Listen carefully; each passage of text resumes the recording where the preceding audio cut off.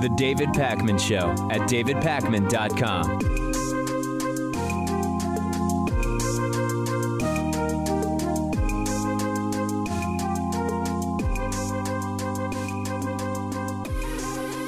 Major geopolitical news. President Donald Trump has announced that the United States is going to be pulling out of the Iran deal, which was negotiated during the presidency of Barack Obama. Here is the announcement from Donald Trump, an announcement that was completely predictable the second that John Bolton was hired as National Security Advisor. And here it is from the horse's mouth himself. The Iran deal is defective at its core. If we do nothing, we know exactly what will happen.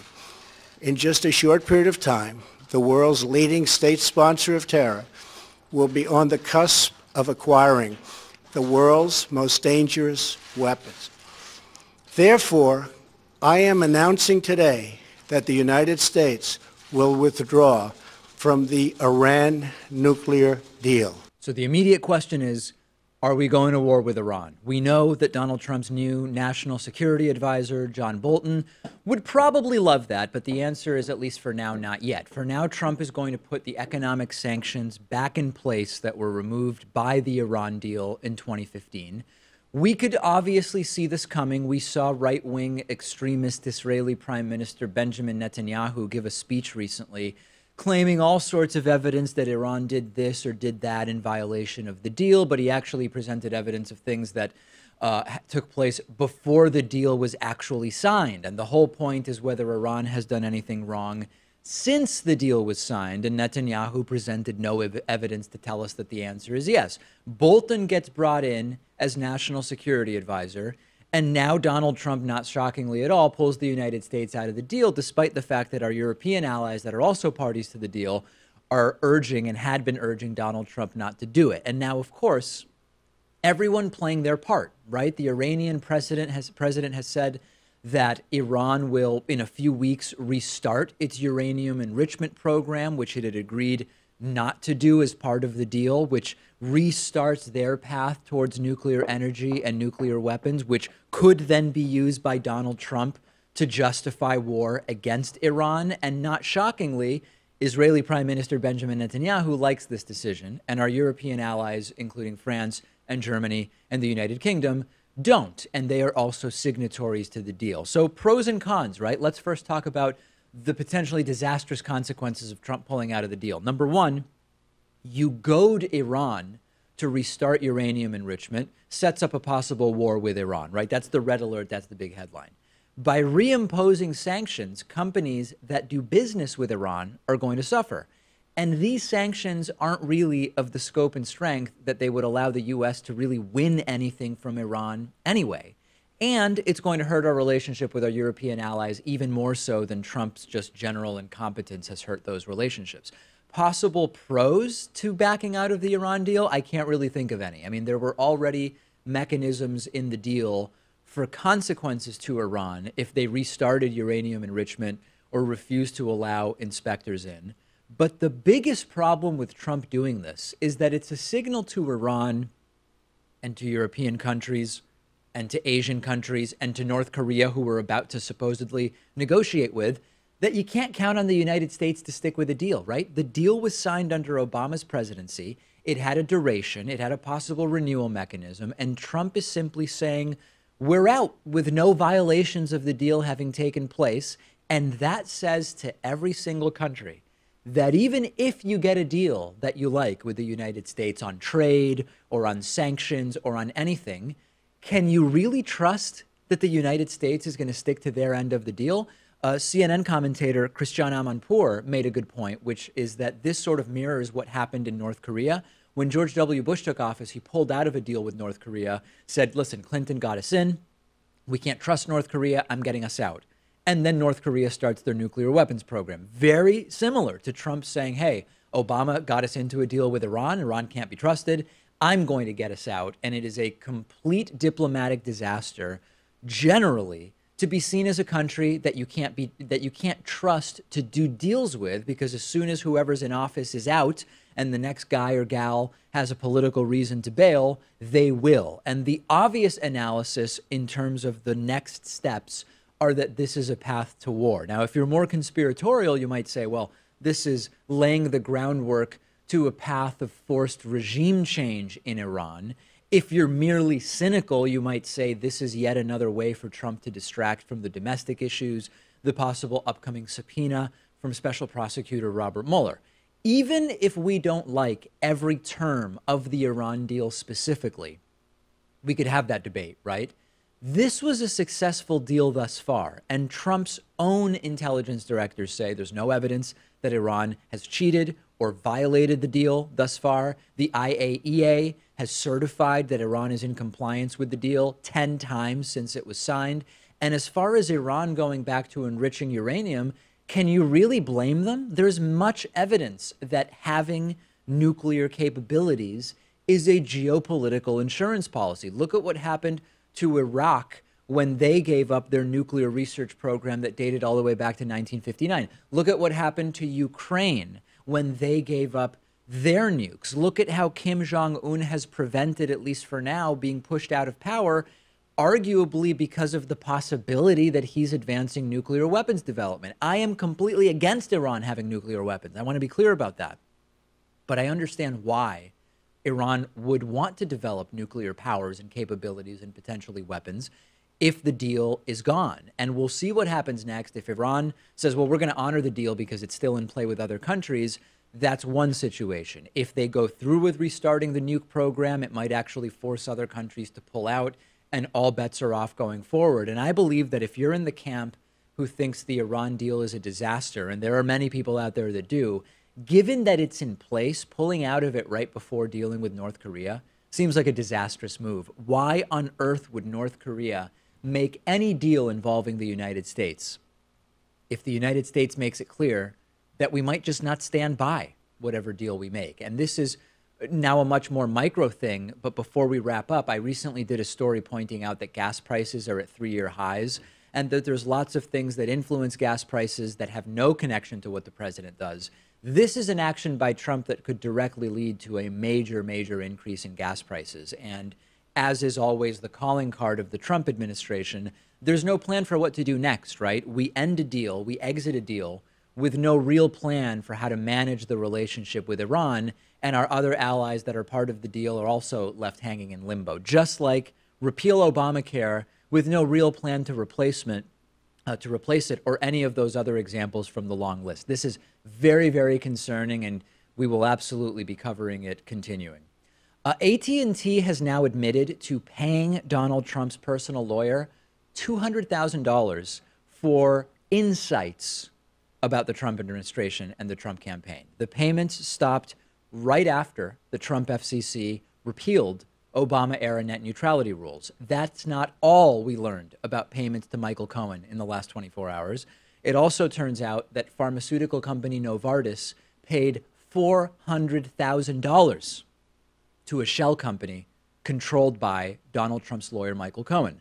And even more interestingly, Michael Avenatti, who's the lawyer for adult film star Stormy Daniels, he's the person who initially claimed that the $400,000 in Novartis payments existed, and specifically that the $200,000 in AT&T payments were made to Cohen in 4 $50,000 installments. The timing of the Novartis payments are also very suspicious. They wrapped up right before the Novartis CEO had dinner with Donald Trump in Davos, Switzerland. So what's becoming very, very clear here is, number one, Stormy Daniels' attorney, Michael Avenatti, he knows things. This guy seems to be in a position to wreak a very effective type of havoc, which is called exposing swamp-filling corruption, as I like to say.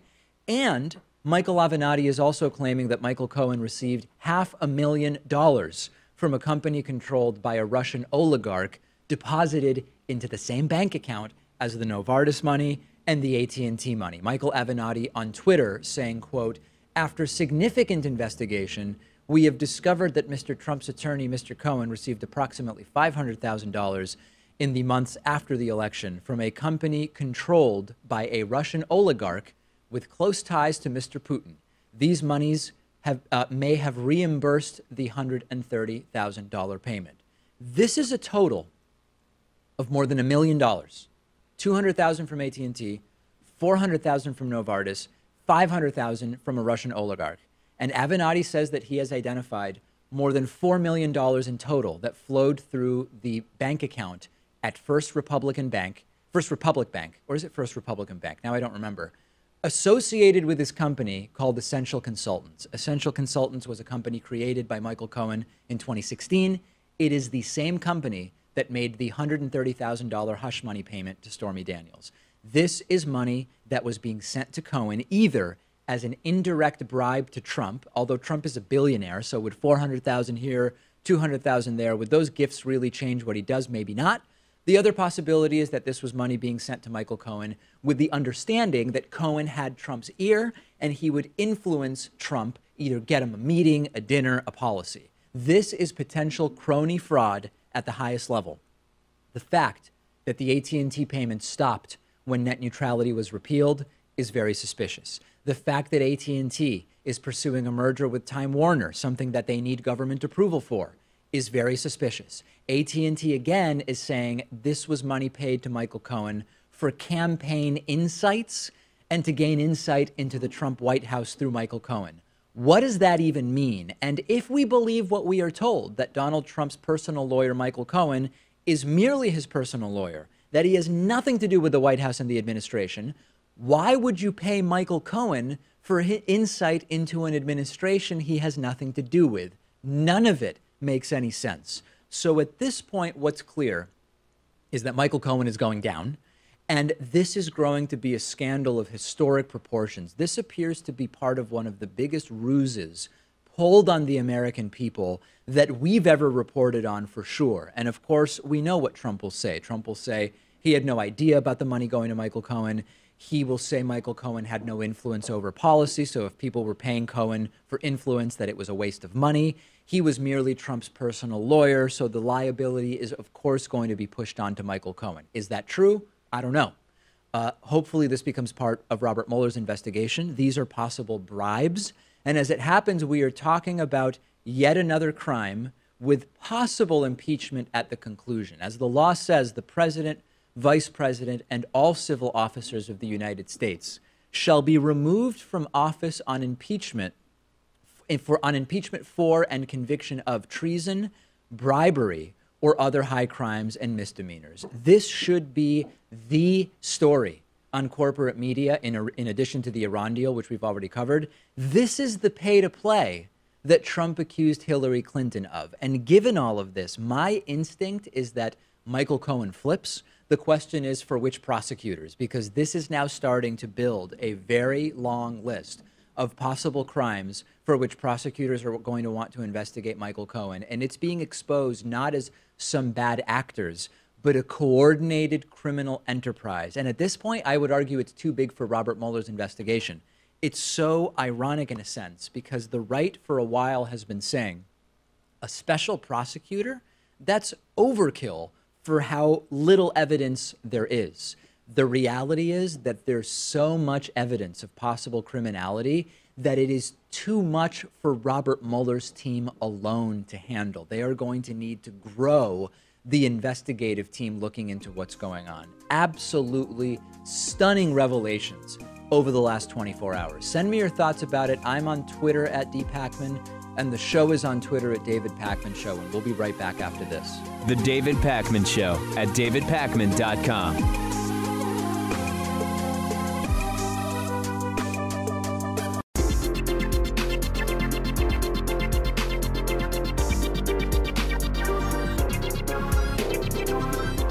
The David Pakman Show at davidpakman.com. Today's new member of the day is Nicole Kearns. Nicole, thank you for signing up at joinpakman.com. Also want to say thanks to Jeffrey Trotter, who has been with us as a member since 2012, going on 6 years of membership for Jeffrey. Nicole, Jeffrey, thank you. You can join them at joinpakman.com. We've got a coupon code available to you. That coupon code is VOTESOON18. It'll save you 40%. And if you want a simpler solution to supporting the show than membership, you can make a pledge of as little as $1 a month at patreon.com/David Pakman Show. All right, it is time for Patriot Mail. If you don't know what Patriot Mail is, take a listen to this. Teachers can buy their own school supplies, but we'll throw in the Glock for free. Patriot Mail. Written by patriots who hate David Pakman. Because America. And because freedom. All right, this week's Patriot Mail trying to make, I guess, some kind of incisive point about con men. I don't know. Let's take a listen to it.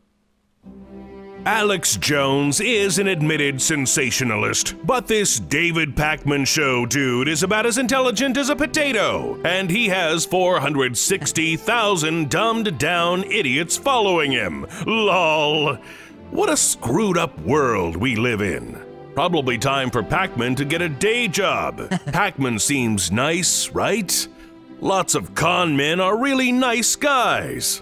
Stupid is as Parman does. Hyperball and run him out of the country. What is hyper? I think hyperball, they meant something related to hyperbole and clearly had no idea how it's written.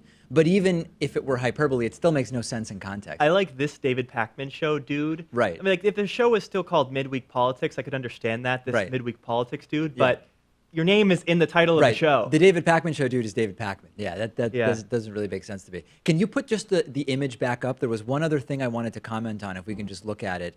Park Pack. Oh, yeah, the get a day job thing. Like, people think that there's no, this is my job. Like, this is my day job. We're all working here at the show. Like, that's a thing that goes, I think it's sort of an attempt to discredit the idea that the show is a serious thing. Like, there must be, you must have to also run some other show or work somewhere else, right, David? Yeah. But this is my day job. And we record this during the middle of the day, too. Yeah, that's about as day job as it gets. But I also like as intelligent as a potato. That's objectively funny. As intelligent as a potato. Yeah, I don't even know what it means. I mean, I wouldn't think to make that analogy, as for better or worse. It's an insult to potatoes in some sense. Send a middle finger to the Hatriots by using the coupon code Hatriot40 when you sign up at joinpakman.com. Every time the coupon code Hatriot40 is used, 4 Hatriots cry. Have you noticed how the number goes up every week? Like last week, it was 3 Hatriots cry every time the coupon code is used. Now it's number up to of 4. Patriots are growing, so that makes sense. Yeah, under the Trump era, that's for sure. We've talked about the many reasons for which Donald Trump's lawyers would be right not to want Donald Trump to be interviewed by Special Prosecutor Robert Mueller. Trump believes himself to be smarter than everyone in the room, so he might try to lie, thinking he can get away with it, not knowing what Robert Mueller's team already knows. He might show up and tell truths that expose criminal behavior on his behalf or the behalf of people working for him without him even really knowing, which would be really bad if you're Trump's lawyer. Trump might show up and say things that, be they true or false, might open up new lines of investigation for Robert Mueller.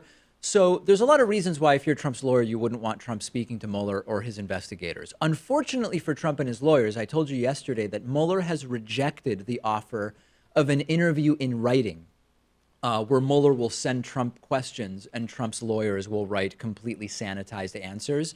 And that was not good news for Donald Trump. There's more bad news for Trump with regard to this possible interview, which is that they decided to do a mock Robert Mueller interview, and it was a disaster, right? They did a sort of practice session, the way one might do before a presidential debate.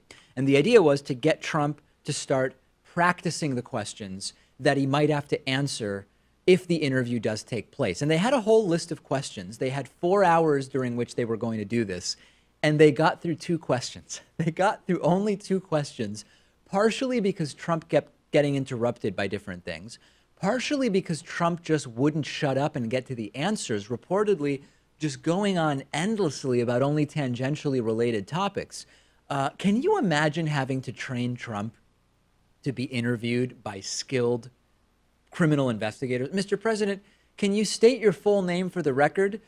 I'm Donald John Trump, because actually John wasn't my dad's middle name. People think it was, but it wasn't. And I'll tell you, John Trump was my uncle, who was a brilliant guy, a professor at MIT or UPenn. Either way, I mean, both are great schools. UPenn, by the way, I went to UPenn, graduated first in my class. Fake news media won't tell you that. Oh, Trump can't read, Trump can't capitalize correctly. Folks, listen, the game is over But John Trump, who I was named after, we got along great. No obstruction. He did really serious things with nukes and uranium and nuclear weapons. And that's what Iran wants. Iran wants nukes, so I had to get rid of the deal. Threw the Iran deal right in the trash. It's done. Is that a yes on your name is Donald John Trump? I do not envy Trump's lawyers for a second in having to do this. Well, we know that Robert Mueller's investigation is pretty wide-ranging, and Republicans have been complaining about that. Of course. So if Mueller asks about Donald Trump's big, beautiful businesses or his massive 2016 election victory, I think Trump will be okay. Then he would love to answer those questions, no question about it. There actually is a silver lining here. Like, if I have to find some good news here, for us, not for Trump, the fact that they're doing mock interviews suggests that on some level they are thinking he might have to sit down with Mueller, right? Whether it's with or without a subpoena. But given how the mock interview went, his lawyers would be nutty to let Trump walk in there voluntarily. And if the Trump-Mueller interview was televised on pay-per-view, it would raise enough money to end poverty, right? I mean, this would be the most compelling television I can imagine. And this is why I'm actually worried about the pulling out of the Iran deal being a smokescreen to start providing some preemptive cover. And we know that Trump will go very, very far in doing whatever he perceives he has to do with Iran or Syria or both, just to keep attention off of the growing heat from Robert Mueller. And I don't know what the timeline is on this possible interview. We heard from Rudy Giuliani, Trump's newest lawyer, that he hopes he needs time to get up to speed and doesn't want to even talk about an interview. I think he said until after the North Korea summit, right? Well, so it could be a while. Giuliani is so trustworthy. I mean, I'm sure we can take his word for it. Yeah, it's like, do we even have any reason to believe Giuliani has talked to anybody about what the timeline is for the interview? Maybe not, but not good news for Trump. And I'm starting to look forward to, we had the Michael Flynn indictment. That was a much anticipated event in this entire saga. We had James Comey's first interview, timed, of course, with the release of his book, which people were very much anticipating. I was sort of anticipating those things. Trump sitting down with Mueller, and we don't even know when we would learn about what takes place during that interview. That, to me, is really sort of at the top of the pyramid of what I'm waiting for. Yeah, although unfortunately it won't be televised. I think the next bombshells might be Jared Kushner indictment or Donald Trump Jr. indictment, but we'll have to see. I think Michael Cohen indictment happens before that, right? Yeah. Don't you think? I mean, Kushner and Trump Jr., it seems to me that Mueller has been waiting on the family until later on, and maybe that's why Ivanka Trump hasn't been pulled in yet either, but we don't know. We don't know what's going on with Mueller. Needless to say, 4 hours to answer 2 questions, not great, although maybe it's a strategy. Maybe if Trump takes 4 hours to answer 2 questions when he sits down with Mueller, Mueller just won't be able to really ask that many questions, and maybe that's what Trump wants. Discuss this with us on our subreddit, davidpakman.com/REDDIT. Chris Martenson joins me next. The David Pakman Show at davidpakman.com.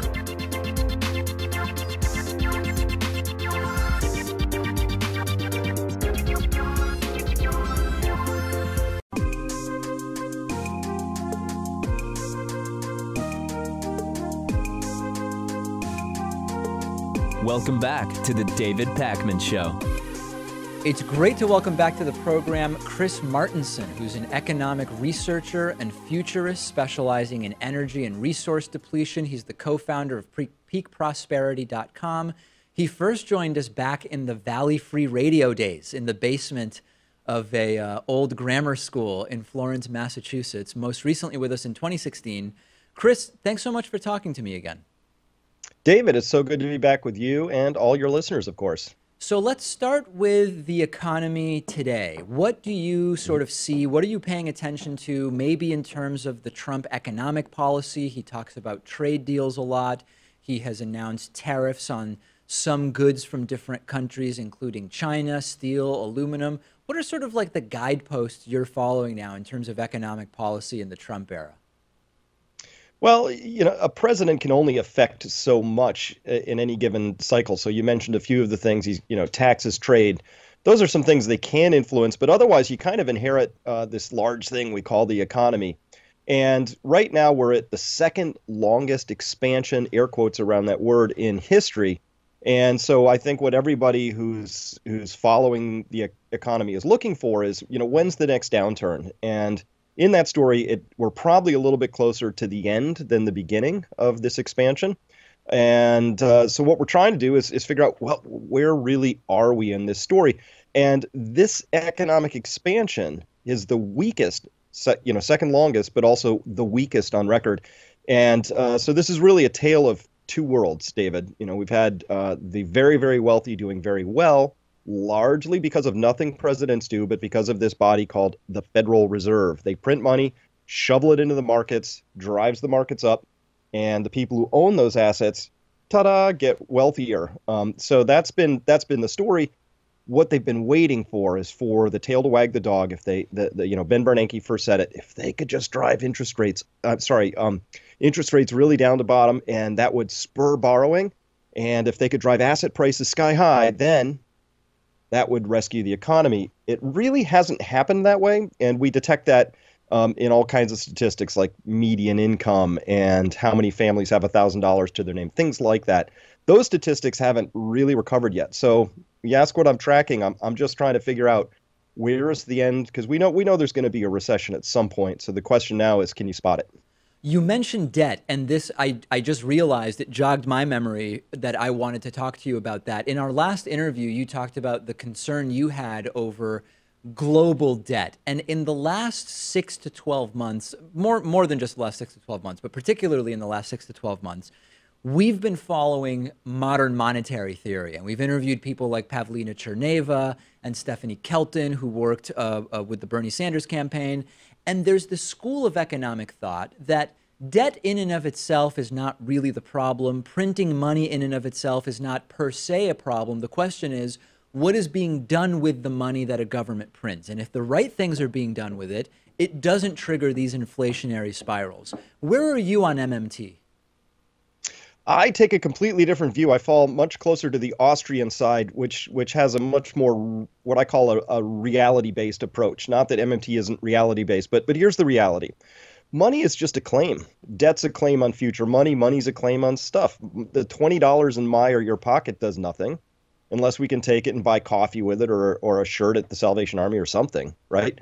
So we always have to look at what's the relationship between the amount of claims and the actual economy itself. So when you say economy, we're talking goods and services, right? Things being made, produced, and sold with a value add, or services being delivered, again, hopefully with a value add. When we track it that way, we look at the increase in overall indebtedness and the amount of money creation that's happened. And we've never been in a period of history like this. And my view is that what we've done is we've put extraordinary amounts of promises and claims on the future. And the question is, can those be paid back? I depart very sharply from the MMT people who think, hey, we haven't seen a lot of problems with it so far, therefore we can conclude there aren't really any problems with it. And that's actually not true historically speaking. And I think it's only temporarily been true because all the world's major central banks have been playing the same parlor game. They're buying our debt, we're buying theirs. They've been stuffing it on balance sheets, pretending it doesn't matter. But it has to matter at some point. Otherwise, let's see if we can take that in pieces a little bit. I don't know that I've heard anyone on the MMT side say that the debt doesn't matter, but I think just as a sort of thought experiment, the idea that not every dollar of debt is created equal does make a lot of sense, in the sense that if the Federal Reserve prints $100 million and gives it to very rich people who don't need the money, they mostly just save it, and that is a very, very low economic multiplier, right? It's not very economically stimulative. If you print $100 million and you put it into, I don't know, funding government health care, that directly creates jobs because there will be more people now who are seeking healthcare services. That means that people are earning wages and the government is collecting income tax on some of those wages. So right away we see that just printing $100 million and adding $100 million to the debt, depending on what you do with it, has a very different net effect on the economy. Like that part you would agree with, I would guess. I'm going to take some exception to that because what you just described was spending it on purely consumptive services, right? So it's wonderful that we take $100 million, spend it on healthcare, but what really happens in terms of that impact? The answer is zero unless you do that again next year. So part of the thing that we've gotten ourselves locked into at the government level is all of this printing and deficit spending to be stimulative. But unless you're spending it on increasing productivity, or you're increasing spending on infrastructure, which has this long-term economic gain, you're really just spending it. And well, at that maybe point, the healthcare example wasn't a good one, but I mean, certainly it sounds like you're saying if I had said infrastructure, then there would be a difference than rich people putting it in bank accounts. Yeah, you know, with a big asterisk which says they've spent that money wisely, right? And so the infrastructure isn't paving another 8-lane highway to nowhere because we love cars so much. And maybe you said we're going to follow China's model and we're going to connect, cities by high-speed rail. I have train envy every time I go to China. Huge train envy. But you know, if we were spending it on some stuff, so it gets very complex very quickly. But the bottom line, David, is this: if you print money out of thin air, you do not actually create wealth doing that. What you do is you've created real purchasing power, but where did it come from? And the answer is it comes from everybody. So it's really saying that what we want to do is harvest a little bit from every person with savings out there and then decide where we're going to use it. And if we had a robust conversation around that, you could draw me into that. I'm not convinced we have robust conversations on 2,700 page spending bills in Congress right now. Okay, so point, without going fully into MMT exclusively, you do not agree, generally speaking, with the MMT theorists at this point, at least. No, you can't print your way to prosperity. Absolutely not. Let's talk about tariffs a little bit. I read a very interesting article recently that sort of described trade wars as a version of the prisoner's dilemma game theory experiment, but not the first one that's usually taught in Game Theory 101, but the repeating prisoner's dilemma, one in which actors tend to will have the information of the other players before deciding what to do the next time. Is that a good analogy? How do you assess the idea of the Trump tariffs?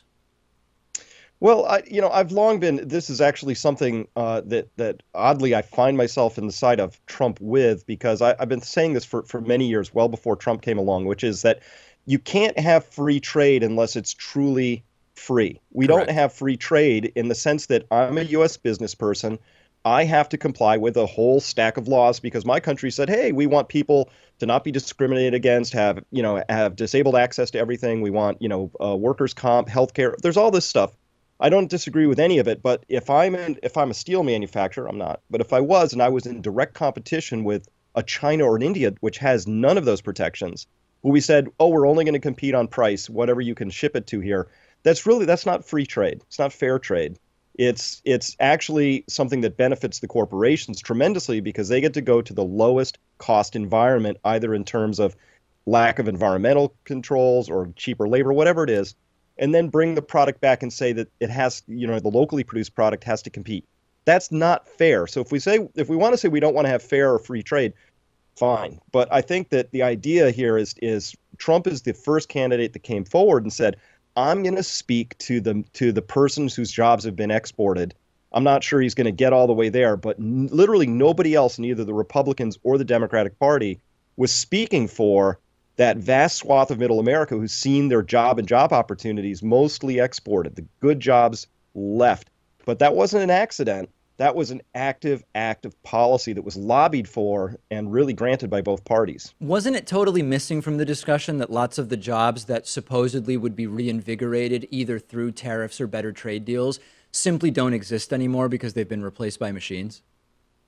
Well, a lot of them have, and that's really a trend that's going to continue.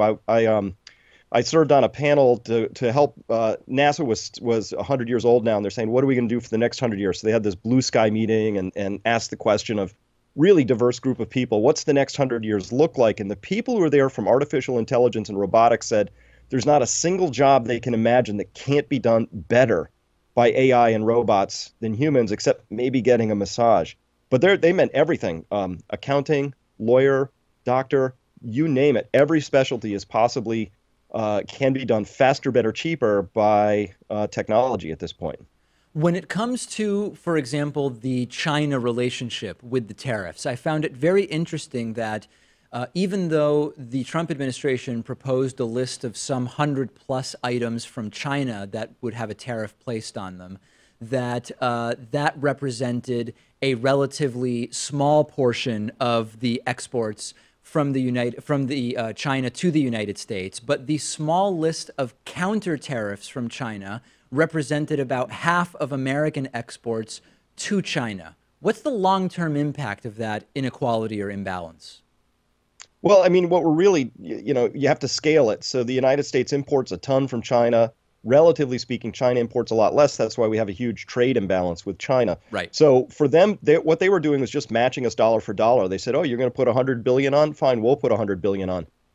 And so that tit for tat on a dollar basis means that on a percentage basis, China's putting a lot larger ding on there, and they did it, I think, in a politically smart way, not unlike when a local school board says we didn't get our 4% raise. Well, we're going to cut all the most valuable programs, to parents to really make the pain come in. China targeted U.S. soybeans and things like that. So by hitting the agricultural products, they were hitting Trump right in the political breadbasket. And I think, they're clearly saying you can't push us around. And now realize this goes back a way. If you've ever been to China, they value face and diplomacy and really making being treated like an equal, and they deserve to be. They've got the first quantum satellites circling the Earth right now. They're here. They're not up and coming. They've arrived. And still the United States is saying, things like we're going to, put our gunboat diplomacy around the islands in the South China Sea. You have to do what we say, and we're just going to call the shots. And China's clearly saying, not so fast. We're here too. My concern is that I'm not sure we have the diplomatic chops in place right now to really pull this off, but maybe China's very pragmatic. Good understatement if I've heard one, but we may lack the diplomatic chops right now to pull that off. Chris Martenson, we will pause the conversation there and pick it up with him tomorrow. The David Pakman Show at davidpakman.com.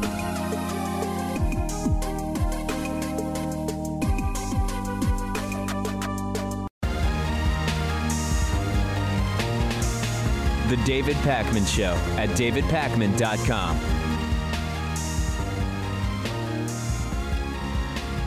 Okay, so I want to update you about the Coinbase hack situation. Yesterday, I told you that several $1,000 in cryptocurrency were stolen from the David Pakman Show, held on Coinbase. I explained to you that in working a support ticket with Coinbase, they publicly asked on Twitter for me to send them our support ticket number, which of course I should not have done. But in retrospect, a company that appears to take security so seriously, I incorrectly and stupidly assumed that anything that they would ask of me would be sort of logical within the context of security protocol. And without retelling the entire story, we have our entire account, meaning including the cryptocurrency that was not stolen, locked up right now. I have not yet had any resolution as to whether we will be partially or fully compensated for the stolen funds. There's been an outpouring of emails from our audience to Coinbase. I mentioned yesterday 2 ways that our audience could reach out, politely, of course. One is through Twitter. The 2 accounts are at Coinbase and at Coinbase Support. Everybody who tagged me in as well, either at D. Pakman or at David Pakman Show, I've been retweeting and trying to get them moving on this. People have also been contacting Coinbase via press@coinbase.com and support@coinbase.com. I actually did get a message yesterday saying that they had escalated our case to the top level of security. They asked me some questions. I immediately responded. And today I got an email from them saying, we haven't heard back from you about this, meaning that while I was under the impression that over the last 24 hours they were continuing to work the case based on the information I provided, they said they never got my email and they've just been waiting around for me to email them. So sadly, this is going even slower than I hoped that it would. But I'm going to keep you posted about this one way or the other in terms of if and when we are given access again to the cryptocurrency that was not stolen, which would be really, really good for us. Number 2, I will keep you posted about whether we will be in any way compensated for the stolen, hacked money.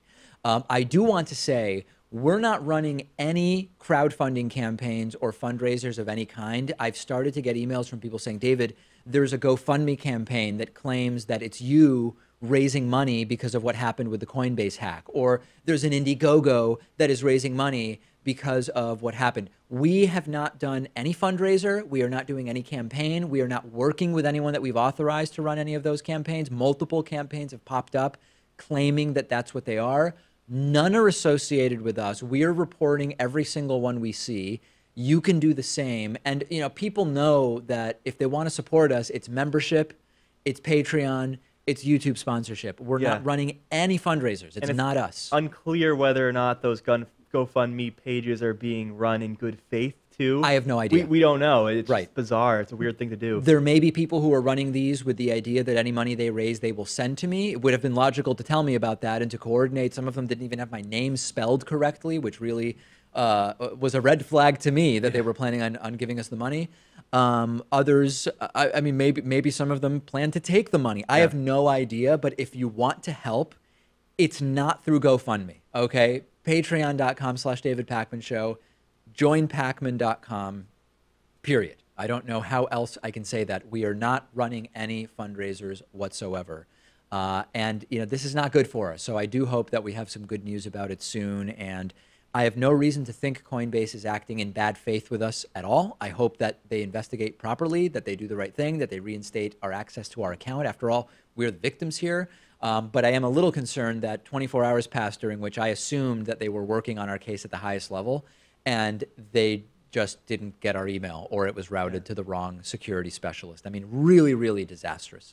We recently spoke about the unemployment rate being 3.9%, and Donald Trump completely unsatirically and unabashedly touting that number as a major victory for himself after having called the unemployment numbers fake and false during the Obama administration. You'll remember that during the Obama administration, the focus was not on the unemployment rate, which Trump claimed to be fake, but rather on the labor force participation rate. And during Obama's presidency, the right and Trump like to point out that even if the supposed unemployment rate was 5%, or whatever it was at the time, the real unemployment rate was much higher. Trump said at one point 42% was the real unemployment rate. And this relates to labor force participation. And as I've pointed out before, the labor force participation rate doesn't include college students who are in school full-time. It doesn't include people choosing not to work because they're so well off that they don't have to. It doesn't include retirees. The labor force participation rate is not a good indicator of how the economy is doing. And in fact, the better the economy is doing, you can see the labor force participation rate go down because people don't need to work. It's also just generally a silly metric because it's often measured in raw numbers of workers versus non-workers. And if the size of your population grows over time, then the raw numbers are of even less value to you. But let's for a second apply Trump's own standard to today's economy. A record 95.7 million people are currently not in the labor force. This is more than ever before in American history. So by the logic of the right on this issue, shouldn't we be really worried about this, right? Because the 3.9% unemployment number is clearly a fake number. Well, no. Any rational person would realize that these are two different measures, right? We have, at this point in time, record baby boomer retirements happening, meaning lots of people are leaving the labor force. The labor force participation rate was always a red herring during Obama's presidency. And in a sense, it is the same thing during the Trump presidency. And quite frankly, the labor force participation rate isn't actually as interesting as the total hypocrisy with which the same people that slammed unemployment numbers as fake under Obama are now completely uncritically citing them as a defense of the Trump economy. And the same people who touted the labor force participation rate conspiracy theories of 42% is the real unemployment during Obama's presidency, they haven't even mentioned that once under Donald Trump, even though that metric, which they talked about, is worse than ever. People are going to rush into the YouTube comments saying, but David, the population has grown and the labor force participation rate doesn't count retirees and stay-at-home parents. And of course, I would say, that's right. That's the way it works now, and that's the way it worked under Obama, but you didn't seem to care about that fact then, did you? And it is really important to know what these metrics do measure and what these metrics don't measure, and what the limits are of what any one metric can tell us. And actually tomorrow in part 2 of our interview with Chris Martenson, we're going to dig into that specifically. And he and I may not always agree about the relative importance of any one metric, but it's important to know, what is it even measuring and how is it calculated? And has the way that it's calculated changed over time? So record number of people out of the workforce. Our headline for the story, sort of satirical in the sense that no one all of a sudden on the right cares about the labor force participation rate. That should tell you a lot about how much attention it deserved when it was Barack Obama that was president. We have a voicemail number, and that number is 219-2-DAVID-P. Let's take a listen to what this caller said. Hey, what's up, David? Hey, my question is this. Forget the Mueller probe, forget the possibility of Trump being impeached. Let's say none of those stuff happened. In 2020, when he runs and loses, the last 2 months, what do you think he would do? Obviously, he'll say the election was rigged and all that stuff. But would he try to hang on to power? Would he burn the place down, exit? Just give me some of the possibilities. All right, thanks. By the way, this is Amos C. Brown. Amos C. Brown from Compton. All right. So the question is, would a lame duck Trump be dangerous, whether it's because he loses in 2020 or wins in 2020 and then gets to the end of his presidency in 2024? Would a lame duck Trump be dangerous? Number one, when Obama was president, you had the right-wing conspiracy theorists saying that Obama, rather, was going to declare martial law and prevent there being a 2016 election to remain in power indefinitely. Of course, there was no indication that Obama was going to do that. He never even implied he was going to do that. Contrary to that, Donald Trump did actually say a few months ago that he was impressed by the Chinese president ending term limits and potentially staying in power indefinitely, and that maybe it's something that we would try here in the United States someday. So based solely on what Obama versus Trump said, if you thought Obama maybe was going to cancel future elections, Trump actually said he might want to end term limits. Yeah, I mean, I don't think Trump would declare martial law or anything like that, but if he did lose in a re-election bid, he would certainly go down kicking and screaming. He would not be very happy with that. A more realistic concern, short of he's going to cancel elections or declare martial law, is that if you thought Trump was unabashedly doing corrupt and cronyistic stuff in the first year of his presidency, just you wait until he's in the last 2 months of what he knows will be the end of his presidency. It would be a level of crony capitalist corruption and nepotism and just disgusting, vile swamp filling, the likes of which we maybe have never seen before. I think there's a good chance that he won't even run for re-election. I mean, by the time that comes around, he may say, hey, I'm 73, 74 years old. You think? I served that one term. I made America great again, and I'm cashing out. Mike Pence can take the lead. It would be an example of him doing his own thing. It's not that common for presidents not to run for re-election. We know that he has already filed for re-election, and of course that might have been a campaign maneuver in order to continue raising money, which he has been doing, but maybe he will ultimately say, I've accomplished everything, we made America great again, and now I'm going to leave. I don't know the answer to that, but I would be very, very worried about an unabashed, shameless, lame duck Trump, whether it happens in 2020 or whether it happens in 2024. On the bonus show today, we're going to go over yesterday's primary election results. There were a few primaries, 3 primaries yesterday that were very, very interesting. The results maybe tell us about what we can expect in the midterms. We'll talk about Google's latest AI booking a hair appointment over the phone, and nobody realized, the receptionist didn't realize that they were not speaking to a real human, and people freaked out.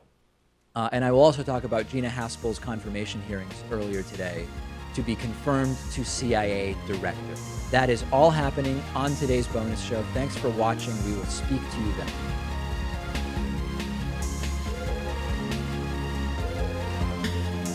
The David Pakman Show at davidpakman.com.